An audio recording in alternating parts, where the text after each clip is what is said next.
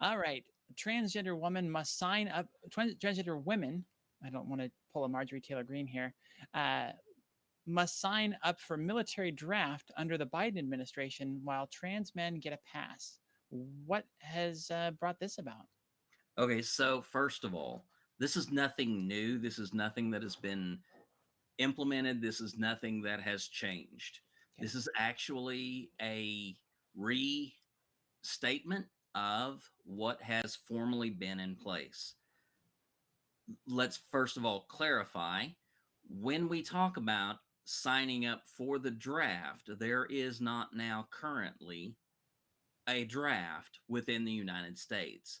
What we are talking about is the legal requirement for males of legal age, 18, signing up for the United States Selective Service.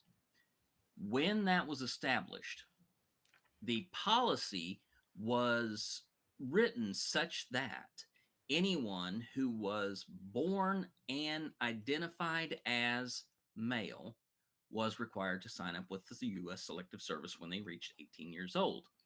The Selective Service has issued a reminder that transgender women also still must register with U.S. Selective Service. So, if you are 18 years old and you are a transgender woman, you are required by law to sign up under the U.S. Selective Service.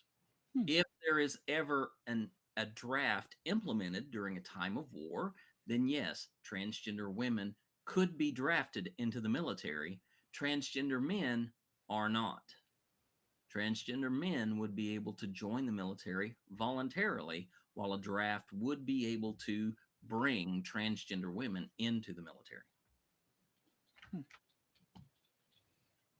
Which And is so interesting considering all of the fight and all of the strife that there has been throughout the military over trans and gay rights. And so I know we're in a pretty good spot right now outside of what Trump had implemented there with the ban on trans folks serving, but it's still just kind of an interesting thing to be caught up in again. This is the thing that gets me. Um, Transgender women